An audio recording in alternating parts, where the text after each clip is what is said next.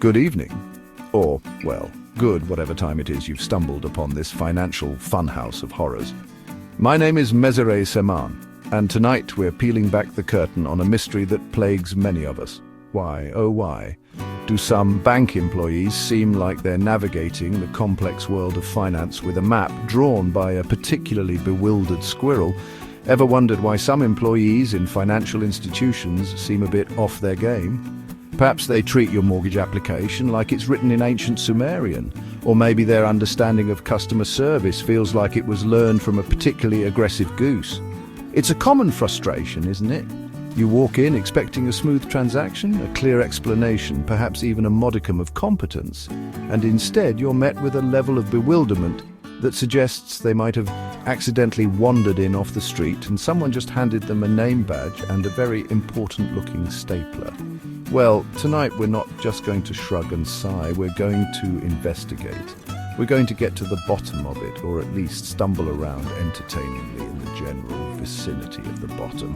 Let's dive into 20 potential reasons behind this phenomenon. 20. That's right, a full score of explanations that range from the understandable to the frankly alarming. So grab a stiff drink. You might need it, especially if you've recently tried to dispute a fraudulent charge. Because we're about to embark on a journey through the occasionally baffling, often frustrating and surprisingly intricate world of why your bank might be, shall we say, not always firing on all cylinders.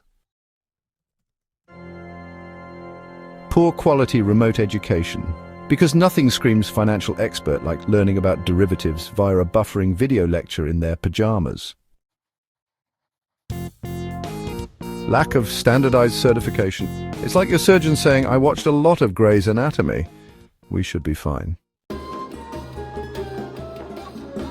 Weak performance monitoring, where key performance indicator is less a metric and more a vague existential suggestion they occasionally ponder. The classic dilemma of press any key. But which one is it really? Poor digital literacy is like approaching new software with the cautious trepidation of someone defusing a very complicated, very digital bomb. It's a mix of curiosity and fear, isn't it? Chapter 5, folks. Learning in a vacuum, and boy, doesn't it just suck. Without mentorship or on-the-job training, it's like trying to learn to swim from a textbook, only to be thrown into the deep end. Splashy, right? Moving on to Chapter 6, the can't fire me, I know where the biscuits are kept syndrome. It's all about the lack of real accountability. Job security is so high it makes tenured professors look like gig economy workers. Performance? Well, that's optional. Chapter 7, remembering everything, understanding nothing, rote learning culture. They can recite the employee handbook verbatim, but can't explain why your interest rate just did a backflip. Chapter 8, soul-crushing bureaucracy and paltry paychecks. Poor motivation and job satisfaction. Because who isn't inspired by soul-crushing bureaucracy, low pay, and a boss who communicates via passive-aggressive sighs? Chapter 9, feedback. Is that a new type of crypto? No real-time feedback, mistakes go uncorrected, festering like that mystery item in the back of the office fridge. Eventually it stinks. Chapter 10, it's not what you know, it's hired your nephew. Job placement over merit skills are secondary when your uncle plays golf with the CEO. Competence? Oh, that's adorable. Chapter 11. Clients, you mean those annoying people who ask questions. Minimal client interaction during training. They've mastered the theory of banking, just not the messy reality of actual human customers. Chapter 12. Still using Windows 95. Thinking in a fintech world. Outdated curriculum. Learning about banking from materials so old, they still refer to the internet as a fad. Cutting edge. Chapter 13, just tell me what's on the test. They crammed for the exam, got the certificate, and promptly forgot everything. Deep knowledge is for nerds. Chapter 14, silo syndrome. My department, my precious, they understand their tiny cog in the machine, but the whole machine, that's someone else's baffling problem. Chapter 15. The computer said no, so now we all stare blankly. When the software crashes, so does their ability to perform even the most basic banking function. Helplessness ensues. Remote training fatigue. After 8 hours of staring at slides, the primary skill retained is the ability to nap with one's eyes open. Weak management culture, where mediocrity is tolerated and good enough is the gold standard. Leadership, what's that then?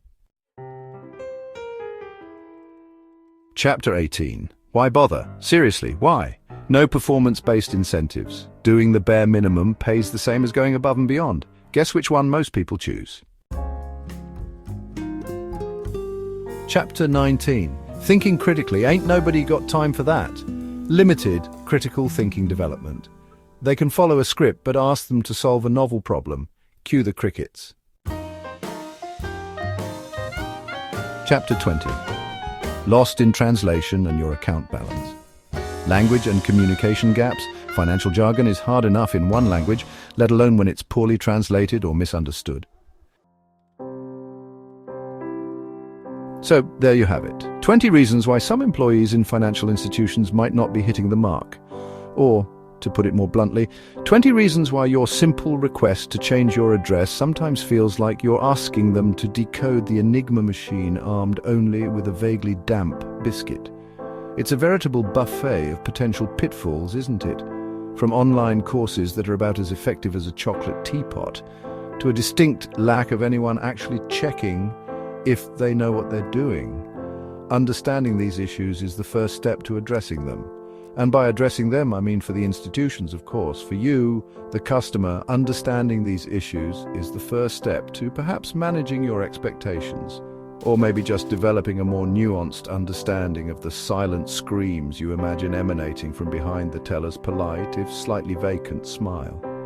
It's not always malicious incompetence. Sometimes it's just a system perfectly designed to produce exactly these results. Hopefully, by highlighting these, well, we can nudge things towards a future where banking is less of an ordeal and more of a, well, still probably not, but at least efficient. And if not, at least now you have a comprehensive list to review while you're on hold for the next 45 minutes. My name is Meseret Seman. Thank you for watching, and may your next banking experience be surprisingly adequate.